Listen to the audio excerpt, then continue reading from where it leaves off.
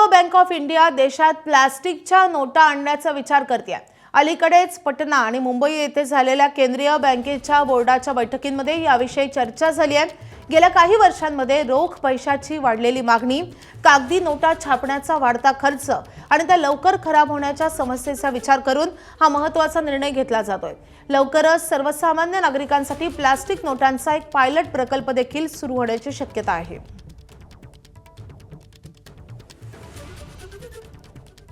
तर आता तुमच्या हातातल्या नोटा बदलू शकतात, त्या दृष्टीने विचार विनिमय सुरू झालेले आहेत। आता सरकार प्लास्टिकच्या नोटा चलनात आणण्याचा विचार करत आहे। आपले प्रतिनिधी सोमेश कोलगे सध्या आपल्या सोबत आहेत। सोमेश, सरकारकडून हा विचार नेमका का केला जातोय आणि जर या नोटा आता चलनात आणायच्या असतील तर कशा रीतीने त्या चलनात आणल्या जातील, त्याची एकूणच प्रोसेस कशी असेल? माधवी, आता 2025च्या आर्थिक वर्षामध्ये जवळपास नोटा छपाईचा खर्च हा 6325 कोटींवर पोहोचलेला आहे। म्हणजे इतका पैसा हा केवळ नोटा छापण्यासाठी खर्च करावा लागतोय। पैशाच्या निर्मितीसाठी किती पैसा खर्च करावा लागतोय हे आपण लक्षात घेतलं पाहिजे। त्याशिवाय ज्या जुन्या कागदी नोटा आहेत त्या मोठ्या प्रमाणावर खराब होतात, आरबीआयला त्या स्वीकाराव्या लागतात, त्याऐवजी नव्या नोटा छापाव्या लागतात। कागदी नोटा खूप मोठ्या प्रमाणावरती चलनातून बाद होतात।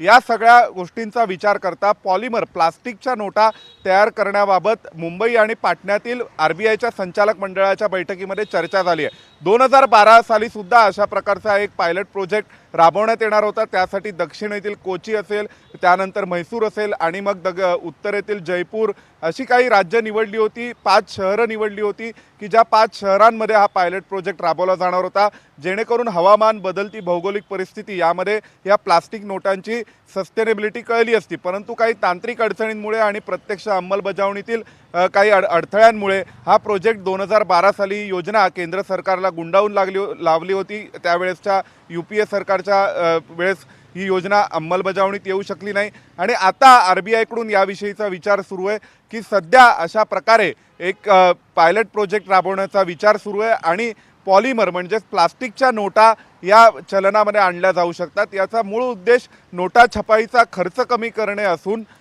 यासह नोटांचा टिकाऊपणा वाढवणे असा देखील आहे। जगभरातील जवळपास 60 देशांमध्ये आता प्लास्टिकच्या नोटा वापरल्या जातात।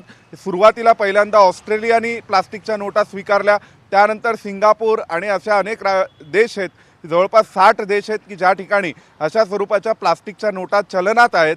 भारताने देखील जर याविषयी अंतिम निर्णय केला तर कदाचित भारत देखील जगातला 61वा देश ठरेल की ज्या ठिकाणी प्लास्टिक आणि पॉलिमरच्या नोटा या प्रत्यक्ष चलनामध्ये वापरल्या जातील आणि सध्या त्याविषयीचा विचार सुरू असल्याचं कळतंय। कारण नोटा छपाईचा आणि नोटा तयार करण्याचा खर्च हा खूप वाढलेला आहे आणि कागदी नोटा या टिकत नाही आहेत, त्या जास्तीत जास्त खराब होतात आणि त्यांचं खराब होण्याचं प्रमाण आणि त्यांचे एकूण आयुष्य, टिकाऊपणाही कमी झालेलं आहे। नक्कीच या दृष्टीने आता कशा रीतीने पावलं उचलली जातात हे पाहणं महत्त्वाचं असणार आहे। या संदर्भातले अपडेट तुमच्याकडून जाणून घेत राहू सोमेश, धन्यवाद या सगळ्या सविस्तर माहितीसाठी।